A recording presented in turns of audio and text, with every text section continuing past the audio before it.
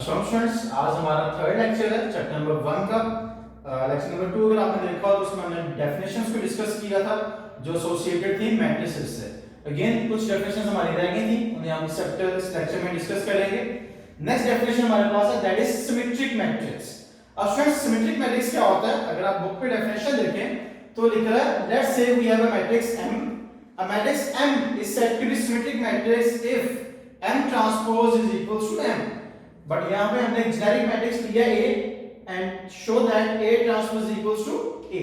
इसका मतलब ये है कि आपका जो मैट्रिक्स A है उसका अगर हम ट्रांसपोज लें, और ट्रांसपोज कैसे लेते हैं स्टूडेंट्स, हमने लास्ट लेक्चर में डिस्कस किया था। It is a process of interchanging rose into columns और कॉलम्स इनटू रोज। तो अगर हम उसका ट्रांसपोज लें तो एग्जैक्टली आइडेंटिकल आए उसी गिवन मैट्रिक्स के। उसका एलैबोरेट करने के लिए एक एग्जांपल ली, हमने एक मैट्रिक्स लिया है, इसके एलिमेंट्स थे 1 0 0 1 और उसके बाद हमने उसका ट्रांसपोज लिया। ट्रांसपोज कैसे लेंगे स्टूडेंट्स?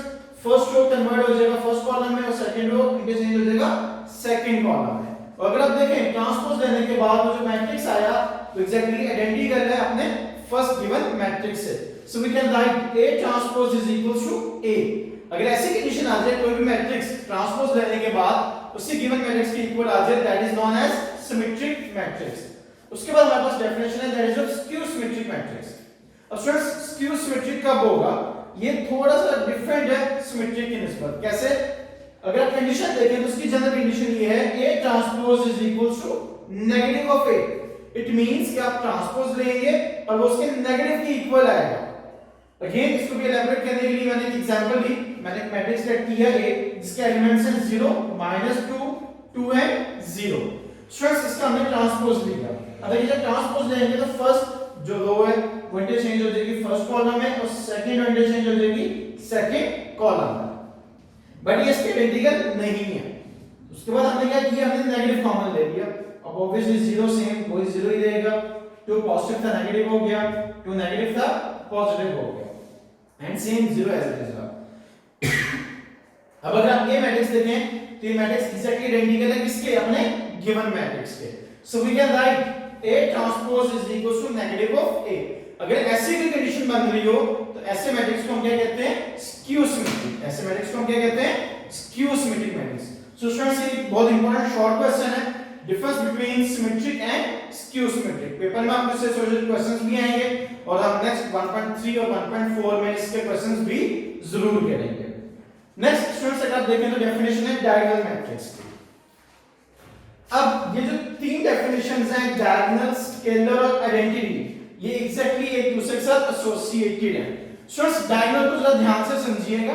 अगर आप अपनी बुक पे देखें तो लिख रहा है, a square matrix is said to be a diagonal matrix.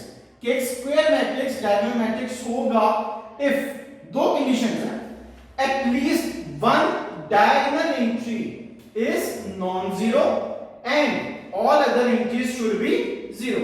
कि जो डायगोनल एंट्री है वो एक नॉन जीरो होनी चाहिए। अब सर डायगोनल एंट्रीज कौन सी होंगी?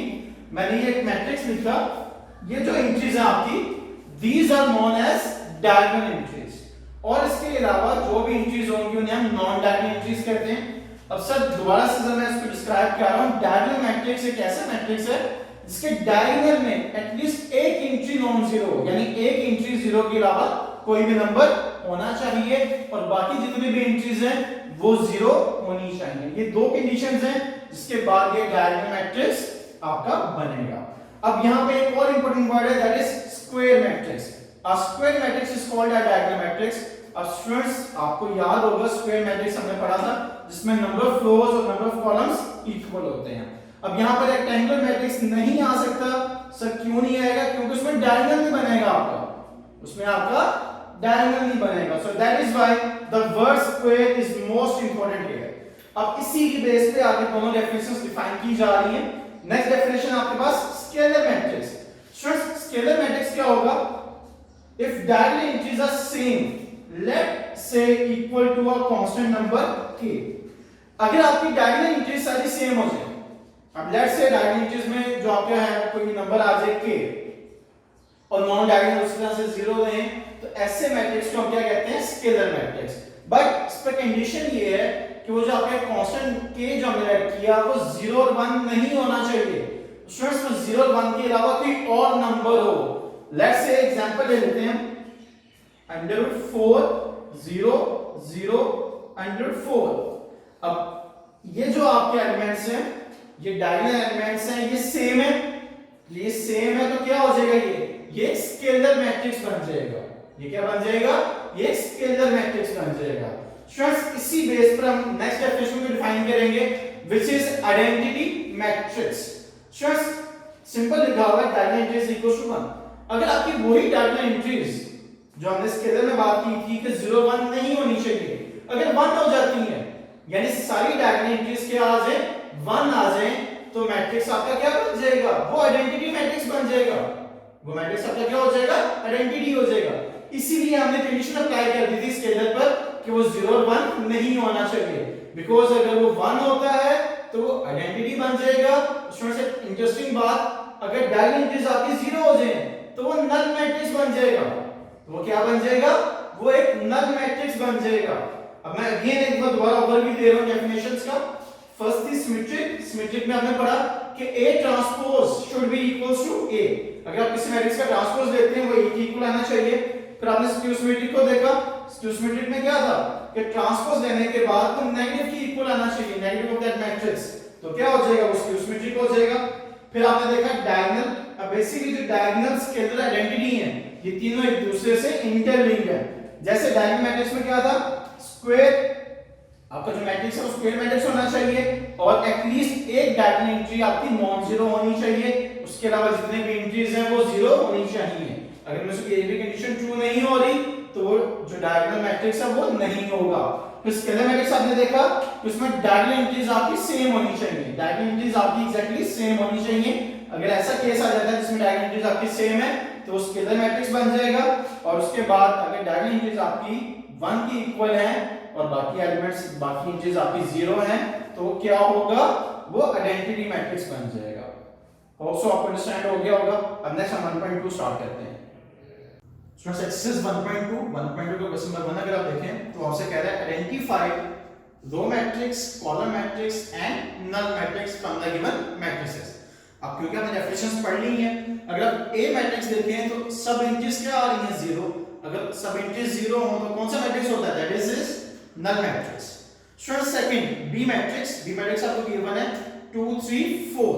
स्टूडेंट्स ये कौन सा मैट्रिक्स होगा सर, डेफिनेशंस के अकॉर्डिंग हमें याद है कि अगर एक ही रो तो उसे हम रो मैट्रिक्स कहते हैं, तो ये कौन सा मैट्रिक्स होना चाहिए, रो मैट्रिक्स। सी मैट्रिक्स हमें गिवन है, इसके एलिमेंट्स हैं 4 0 6। सर इसमें देखिए एक ही कॉलम आ रहा है, so that is why it is known as column matrix.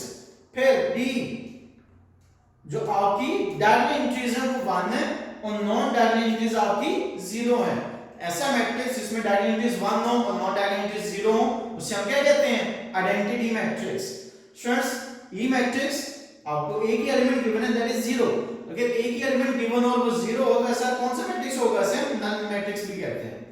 So that's it from question number 1। Next अगर क्वेश्चन नंबर 2 देखें तो क्वेश्चन नंबर 2 में आपसे कह रहा है identify from the given matrices square, rectangular, row, column, identity and null matrix. आपने ये मैट्रिसेस डिफाइन करने हैं या बताना है कि इनमें से जो आपका मैट्रिसेस गिवन है वो किस टाइप का मैट्रिक्स है। अगर आप फर्स्ट मैट्रिक्स देखें तो आपको एलिमेंट्स गिवन है 8 -8 2 7 12 0 4। तो स्टूडेंट्स इसमें नंबर ऑफ रोज और नंबर ऑफ कॉलम्स इक्वल नहीं है, तो ऐसा मैट्रिक्स जिसमें नंबर ऑफ रोज और नंबर ऑफ कॉलम्स इक्वल ना हो उसे हम कहते हैं रेक्टेंगुलर मैट्रिक्स। सेकंड मैट्रिक्स देखें, उसमें आपको एलिमेंट्स गिवन है 3 0 1 and there is only one column, so such a matrix is known as column matrix. Next अगर आप ध्यान करें तो आपको नजर आ रहा होगा कि number of rows and number of columns are equal, so that is why it is called a square matrix. Next element देखें स्टूडेंट्स, मैट्रिक्स देखें, जो डायगोनल एलिमेंट्स हैं वो आपके 1 है और नॉन डायगोनल एलिमेंट्स आपके 0 है, ऐसे मैट्रिक्स को हम क्या कहते हैं, आइडेंटिटी मैट्रिक्स। और लास्ट अगर आप देखें एलिमेंट्स आपको गिवन है 3 10 -1, क्योंकि एक ही रो आ रही है, so that is why it is known as row matrix. I guess question number 2 में भी आपको कोई प्रॉब्लम नहीं होनी चाहिए। क्वेश्चन नंबर 3 के अगर आप स्टेटमेंट पे आए तो स्टेटमेंट आपको गिवन है identify identity matrix, diagonal matrix, scalar matrix and unit matrix. Students ये उन 4 डेफिनेशन से एसोसिएटेड है जो हमने लास्ट में पढ़ी थी। फर्स्ट अगर आप देखें तो डायगोनल एंट्रीज आपकी सेम है और नॉन डायगोनल एंट्रीज आपकी जीरो है, तो such a matrix is known as scalar matrix. Exactly B matrix आपको गिवन है, अब नॉन डायगोनल एंट्रीज आपकी सेम नहीं है, बट एक एंट्री आपकी नॉन जीरो आ रही है और बाकी एलिमेंट्स आपके जीरो हैं, so this is called a diagonal matrix.